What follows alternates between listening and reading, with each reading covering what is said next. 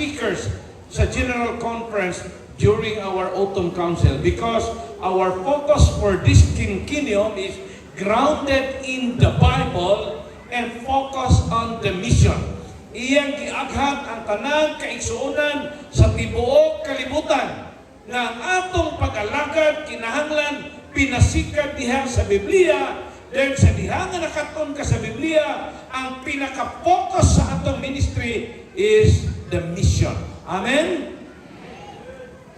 All scriptures is given by inspiration of God and is profitable for doctrine, for reproof, for correction, for instruction in righteousness. Pinasikat sa Biblia. Mao na ang gusto sa Ginoo nga ang atong pag-alagad ayaw ipasikat sa laiko. Ayaw ang imong pag-alagad ipasikat sa mga pastors, kundi pinasikat sa pulong sa Ginoo kay ang Ginoo may naghatag niya na. Amen? Thank you so much. So that the servant of God may be thoroughly equipped for every good work. To be grounded in the Bible means to build our faith, to build our values, and our decisions on the solid foundation of God's work. And that is found in the book of 2 Timothy 3:16-17. Maklaro pa ba ninyo ang kahoy? Maklaro pa yung kahoy? Kanang kahoy pila na kabagyo ang naagian niya na. Huwag ka na siya naluka. Kasabot mo naluka? Ha? Huwag ka na siya nakuha. Huwag ka na siya nakanlap. Bisan sa kapila ng mga bagyo nga niabot anang lugar. Gipangutana ang gardener. Gipangutana, o sa may rason nga kana siya nga kahoy, pila na kabagyo, huwag magit siya natumba. Huwag magit siya naluka. Abi ninyo siya ingon sa gardener, kanimong kong kahuya ang iyang gamot dito gyud ni pinasikat sa laong gyud sa yuta. Dili siya dali-dali matumba. Kung atong mga pag-alagad is really grounded in the Bible, dili ka sayon mapukas sa imong pag-alagad. Amen? Inay mo katupad. Sister, brother, atong pag-alagad kinahanglan ipinasikat sa pulong sa Ginoo. Ina. Ayaw itanaw ni bisan kinsa. Its roots of faith are deep in the words of God. Mga kaigsuonan, kay bao siguro mo nga ang mga ilhanan nga gihatag sa Ginoo, nakita na ninyo, nakita na wala pa. Bago lang ang upong nga typhoon dito sa Masbate, daghang mga balay nga nangaluka, daghang mga kaigsuonan nga wa na'y simba, tungod kay nangaguba ilang simbahan, mga balay nangaguba, ilang kurinti wa pa mabalik. Madto mo sa Northern Cebu. Abi ninyo mga kaigsuonan, daghang mga tao dito nga naghuwat sa inyong mga hinabang. Usa ka bata, kuyog sa iyahang mga sabit, nibitngil sa Pastor Lauron. Singanan ng isla sa may Medellin. Ha? Ngibitngil? Oh. Natumbahan sa dakong bato ang ilang balay. Matod pa sa picture, murag nalatak ang ilang balay kaya tumapag earthquake. Giukat ang inahan nakuha, patay. Amahan gikuha, patay. Mga ubang anak gikuha, napatay. Kinsa rin nabilin ang 4 kabulan na bata. Kana siya nagpahinumdum lang na nato nga dili gyud nato matag-an atong kinabuhi. Ihatag lang na sa Ginoo sa toa aron mo dumdum ta nga hapit na gyud mo balik ang Ginoo. Amen? And He is inviting all of us to be prepared. When our is firmly rooted in the Word of God, we lose interest in looking at the weaknesses of others. Kung ang atong pag-alagad, Sir Boy, membro ka sa Dabi, unsa man ang kanang, kung ang atong pag-alagad na agad na itisok sa langit sa gamot sa pulong sa Ginoo. Gusto ko kanang usa ka word ana ba nga kanang tihod jud kayo. Kung ang atong pag-alagad hugot kayo o sibo yun kayo sa pulong sa Ginoo. Ang atong maahuna-huna na magsigig tanaw sa kaluyahon sa uban, mawala na. Makakita ka nimo mga tao nga magsigig ang hunahuna sa mga kaluyahon sa ubang tao, magsigig ang hisgot sa mga sayop sa ubang tao, magsigig ang tanaw sa kaluyahon sa ubang tao, kanan tawhana kung ni kaya makalampo sa iyang pag-alagad hatod pagbalik sa Ginoo.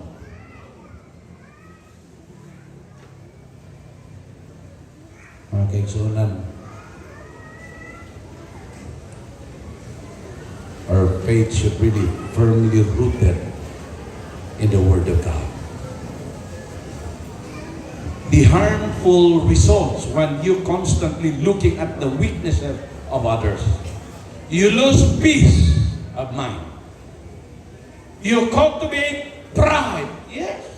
Magsige ka ni kagtanaw sa kaluyahon sa uban. Magsige ka ni kagtanaw sa sala sa uban. Magsige ka ni kagtanaw sa kapakyasan sa ubang tao.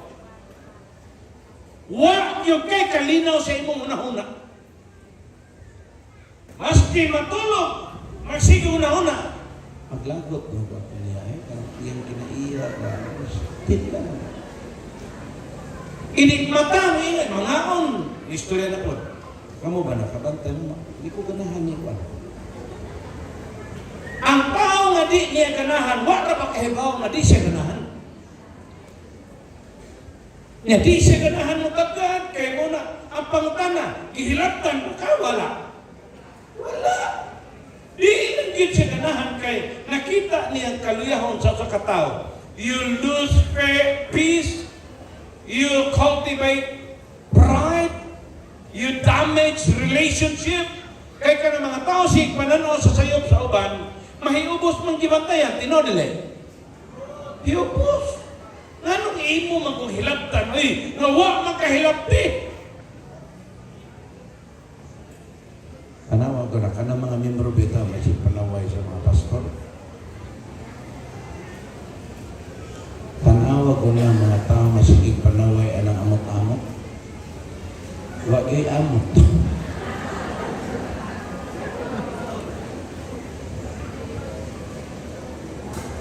O di naman lang kamuamot, paghilom.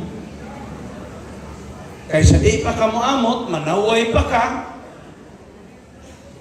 Magsige ka panaway sa programa sa iglesia, na di pag yung kamukuyog. Magsige ka hisgot anang mga daghang ibautismuhan, pero na mag-slide, pero wani mo ipa ang nagpabilin. Kunay ni backslide na 5 kada 20. Ang 15 mo ay salamatis Ginoo. Hindi pa dyan kasigurado na katong 5 na backslide, tungod to nimo.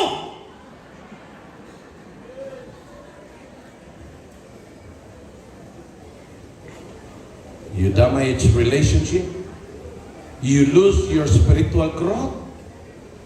You weaken your weaknesses. Witnessing opportunity. When our faith is firmly rooted in the Word of God, we lose our interest in looking at the weaknesses of others. Kada buntag, na sa kasawa, siktan aus bintana. Ang ilang bintana kabildo, magsigigit sa kiyaw-yaw, yang bana, yang sa kanang bayana ba? Maglakaw ng hugaw, pag kay sinina. Igugma na saan niya, mag-duty man ang babae. Iya na saan makitaan. Grabe siya ng behana. Okay na siya kauna-una. Kada agi niya, iya sinina, hugaw. Ang gihimo sa iya, Wa kay bao ang iyang bana nga naara sa silang balay, kabinyag nila kaw, gilimpyuhan sa iyang bana ang bildo nga bintana. Pagkaugma, nagtunupod ang iyang asawa, yung tira. Sa kadugan na niya nag-iagi din, karoon pag sila kasinina o limpyo.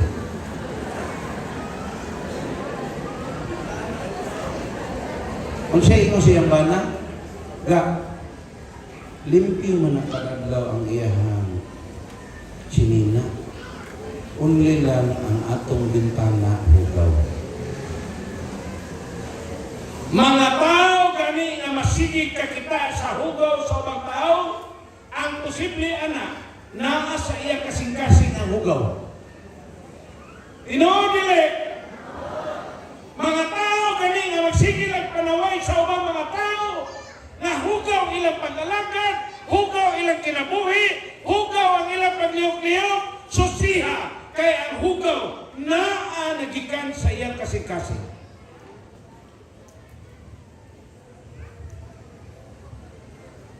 When our faith is firmly rooted in the Word of God, you lose the desire to judge others. Kung ang atong pag-alagad sa Ginoo, nahitisog gid diha sa pulong sa Ginoo, mawala ang atong mga hunahuna sa paghukom sa ubang tao. Anong mag-judge man ka, o man kakagraduate o ka? Kanang Bachelor of Law? Ngayon sa kapastor sa Negros Occidental Conference, nagwali dito sa Banago. If I'm not mistaken, ha? Kanang duol dito sa Bacolod partner, Banago ba na? Kanang naipantalan ba? Banago, no? Crusade siya dito. Samtang nag-crusade siya dito, may pagka-gatsi na natawanan. Kanang lugar agad, slum area, patindaghanang mga kadoon. Pero dito siya nagwali. Pagwali niya dito, iyan giingnan ang sa kababae nga nas tubangan. Kung kamato ka sa langit, dililig klaro na ikaw, kaya dagang pinitudlo ko na digil ka amay na hiupusan niya. Mato ka sa langit, ingon ang babae, siyempre, lang na. Kung na kay bana, siya bana, kanang nasikilid inom-inom. Ang iyang bana, noted na, din lang ko i-describe daw, karagyan na raman na nakpan na siya kakulusak. Basta tanang mga butang na nakpunon na trabaho, may trabaho sa bana. Pero, miracle of all miracle, kada gabi sa wali ini ng pastor, naa siya sa tubangan siya malay, kan doon kayo ang ilang walian, doon kayo, magsigi sa inom. Ano magsigi sa inom? Kay mauwaw siya na inom sa mga tao na naminang ugwali. Sige inom, aron inom nga, pride ba? Pride. Mga to kaglangit, amin ba na to? Katuata. Baba dito. Iyong asawa, luyang magkato sa langit. Ikaw magkato ka sa langit? Ingon ang bubog. Kung kato ka rin, tinod na. Kupot ka din. Ipakuyog dito sa venue. Ipa-decision kung madawat kay mauman ang decision na nagabiyon na. Kung madawat sa Santos na bautismo. Kuy, ang hubog kay di naman. Bautismo ko. Sa kahubog magpabautismo. Ang church elder nga nakakita nga di siya itong panahubog nga noted kaayo yun. Nasuko sa pastor. Karon natataod ako itong kinsa ni pastora. Nasuko sa pastor, ingon ang elder. Ikaw, pastor? Ingon ang bautismohan. Hubog!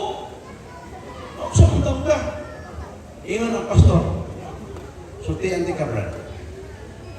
Bisag si Satanas kay mo ani din ni karon magpabautismo na ko, bautismohan ako.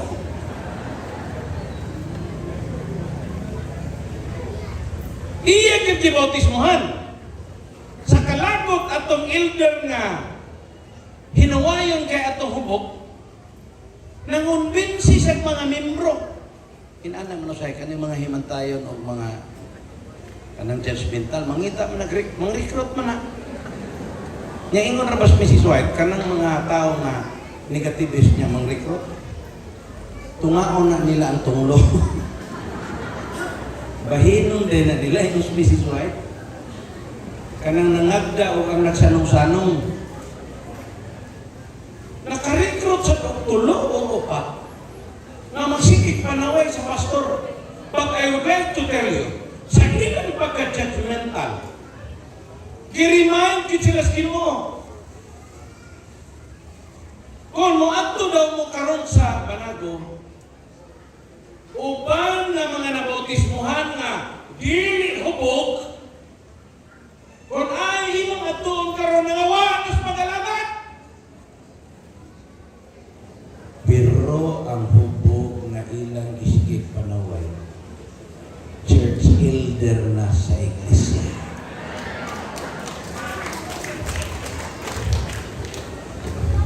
Ang church elder nga suko kayo ni Pastor Carlos, kung nagitukan. Ang church elder nga suko na kayo ni Pastor Carlos, naglisod naman siyang panginabuhi ni nang-apply o sa karelihiyon nga leader sa karelihiyon, giingnan pod dawaton tika basta mo backslide kapag ka-Adventist. Laktod na pagkasulti, ang hinawayon kaayo sa palahubo, karon na backslide na. Mono mingon ko, in our faith, when our faith is rooted firmly in the Word of God, we lose the desire of judging other people. Kung ang imong pag-alagad na hindi sukyod sa pulong sa Ginoo, mawala na imong batasan kaya nagsigit pang hukom sa uban. Duko-duko mong kadiha. Naras kilit ni mo yung maghihukman.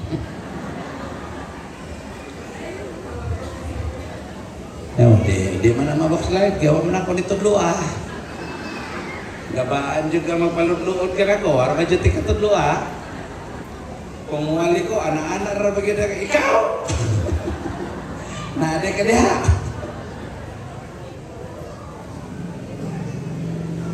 Nagwali si Pastor Intanto dito sa San Miguel Leyte. Si Pastor Intanto, siya ang mga umali. Kanang ministerial director sa Samar, siya nga, kamo, ihanlan yun na nga sa simbahan, kanang dako nga simbahan. Kamo, hilig yun kayo mo cross. Ang inyong cross, si Terso Cross. Ang inyong santos, si Vilma Santos. Sukok bitaw ng bata-bata sa kanang leader ng simbahan. Kaya malo din ako isulti, basta parehan akong granggo ba? Naalay na, live streaming mo di ko gusto makapasakit. Nasukop ang bata-bata anang dakong simbahan. Mitras kawalis Pastor Intanto, kada panaway niya simbahan, batuon niya simbahan. Ang abin niya batuon. O lala, bato. Pagkasabado ang speaker si Pastor Mahinay, ang presidente sa conference. Ingon si Pastor Mahinay, kung inyong gibati na ang balang espiritu nagahikap sa inyong kasing-kasing na nasabtan din ninyo ang pulong sa Ginoo, tindog din sa tubangan kaya itong himuon ang santos na bautismo. Allah, lakaw ang mga tao padung din. Ang gabato dito siya sa gingan, wa siya kabantay nga pag-ingon ni Pastor Mahinay dool dire na nasa sultahan sa simbahan. Ingon si Pastor Mahinay, last call. Ihangyo na ko, humanini, di na ko muhangyo. Kung nanaaman ka mo sa walog sa inyong desisyon sa pagdawat ni Ginoong Isos, ingon na personal na matuluwas, pinagi sa bautismo, anik sa tubangan, katapusan na nila kong tawag. Lakaw bitala sa tubangan, ingon ang mga elders, Pastor, ayaw nagbautismuhin. Numero uno, na anak magpuyo usay sa simbahan kay bata-bata man na sa kamo na lay sumpay niya. Kanang naabay building nga kilit na kong simbahan. Ikaduha, pastor, wa na Bible study. Ikatulungan nung di mi mo sugot. Amo nagisabutan sa mga pangulo. Ayaw ginagbautismuhi.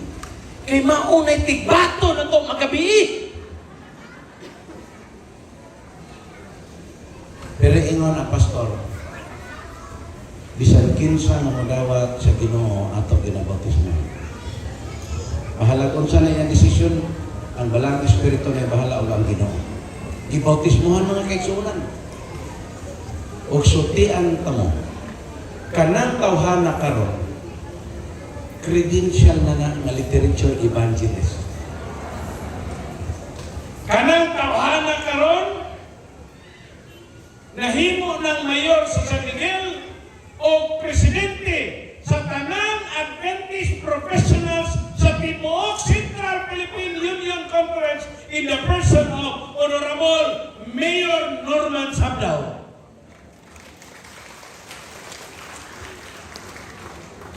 Theology graduate. When our faith is firmly rooted in the Word of God, we lose the desire to judge others. Kung naapagani kay kinaiya na magsige kay panghukom sa ubang tao, wala gyud na may tisok ang imong pag-alagad diha sa pulong sa Ginoo. Ano kay mo ani? Mama jud ni mama giniron nga headline sa 1 week pa lang. Pero sa di pa kung padayon palihog the veteran seniors.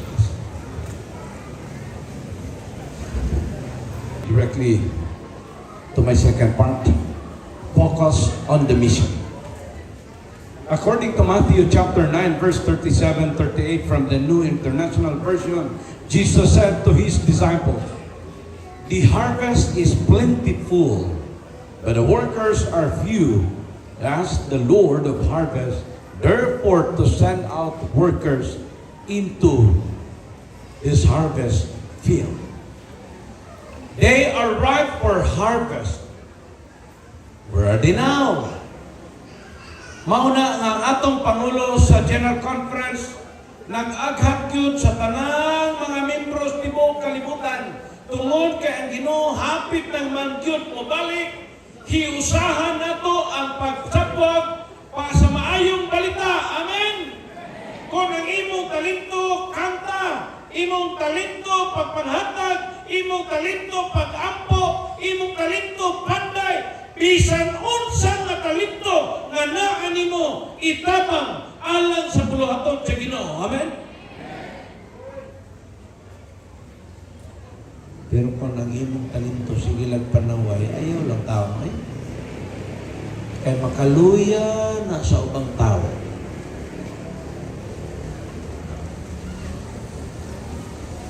If you will listen to the messages of our beloved President, Pastor Roger Caderma, he's been inviting all of us, especially to the administrators, directors, pastors, church elders, and all of us members, to rally together, to invite all of us to participate in the fulfillment and spreading the good news of salvation. Amen? What we are doing now is just part and parcel of that invitation. Ingon si Mrs. White from Testimonies, Volume 9, the work of God in this earth can never be finished until men and women comprising our church membership rally to the work and unite their efforts with those and ministers and the church officers. Tungod ni ana mga kaigsuonan, tungod sa kadako na sa buhat ini sa Central Philippine Union Conference, ang Central Philippine Union Conference ni-apply ta sa division na kung mahimo, himuon tang duha ka union. Tungod kay nidako na ang buluhaton sa Ginoo, kusog ang pagtubo sa unang panahon, mag-meeting ta, dinagko nga meeting, ang mga sakyanan sa atong kaigsuonan, motor. Hangtod ni abot panahon nga, ang sakyanan sa atong mga kaigsuonan, multicab na. Unya, kung kinsay makasakay sa multicab, usahay di na managad sa mga higala, gilas na kayo, kaya gasakay multicab. Hangtod ni abot nga ang mga sakyanan nga 4 wheels na, o karon mismo, pila lang ni kadistrito, inani na kadaghan ang panalangin sa Ginoo sa atong mga kaigsuonan. Tungod sa kadako sa puluhaton sa CPUC, ni-apply ta ngadto sa General Conference na kung mahimo, tungaon ang atong usa ka dakong union nga mahimong duha. Tanawa ninyo diha ang picture. Kanang mga blue nga color, mauna ang gitawag nga East Central Philippine Union Conference. Ang pikas nga bahin maunang West Central Philippine Union Mission. Kung mangutana mo, asa man ang East Central Philippine Union Conference, nag-cover sa Masbate, Samar, Leyte, Cebu, o Negros, Siquijor Mission.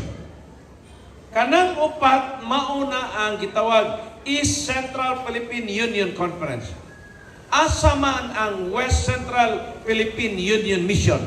Diha magsugod sa Negros Occidental, Tibuok Panay, West Visayan Conference, Northwestern Panay Mission, o Romblon Mission. At least makahibaw mo mga kaigsuonan nga tungod sa kadako sa buhat sa Ginoo, ma-divide ta karong November 19, pila na nakadlaw gikan karon? 18 na lang kadlaw, no? 18 ka adlaw gikan karong adlaw, ang atong union bahinon na sa duha. Laktod na pagkasulti karong Nobyembre 8, 9, 10, 11, mahibaw-an na nato kinsa ang mga officers sa West Central Philippine Union Conference kay dito man pilion sa Southern Asia Pacific Division. Pagkapit sa 20, pilion ang officers of directors sa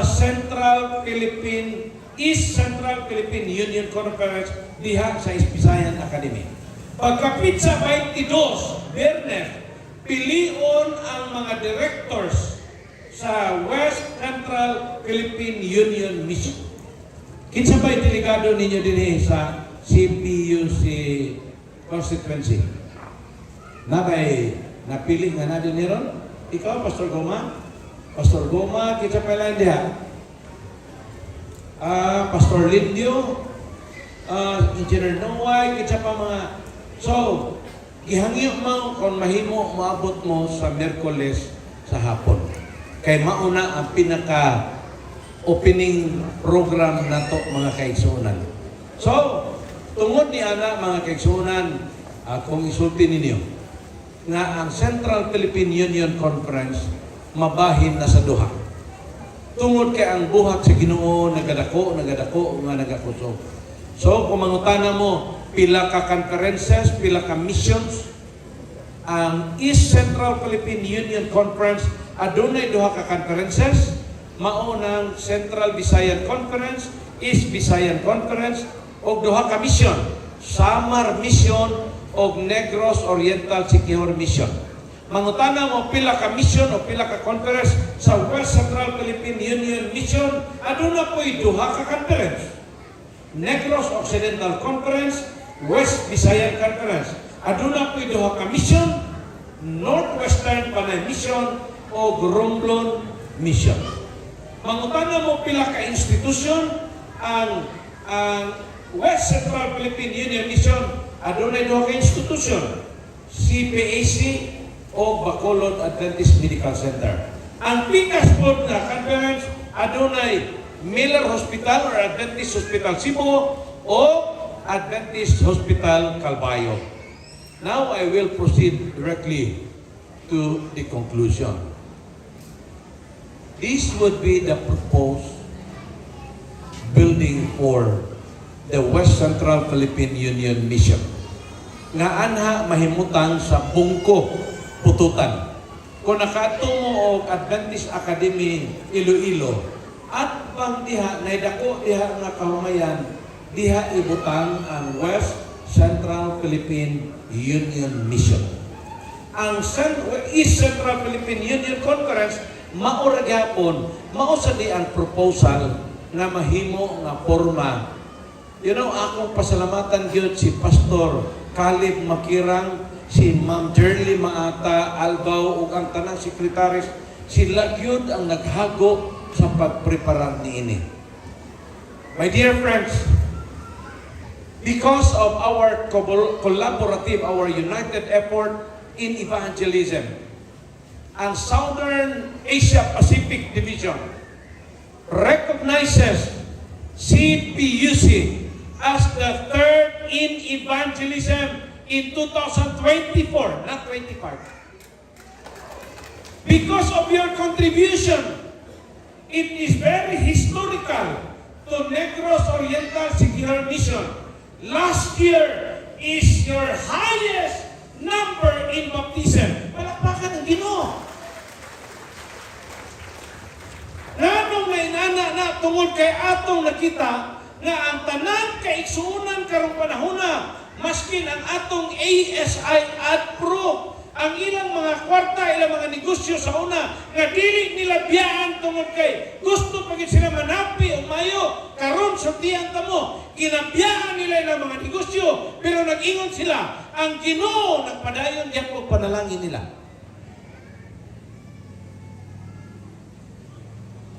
And under the leadership of Pastor Bernie Maniego, he organized the CPUC, reorganized the CPUC ASI AdPro or Adventist Professionals.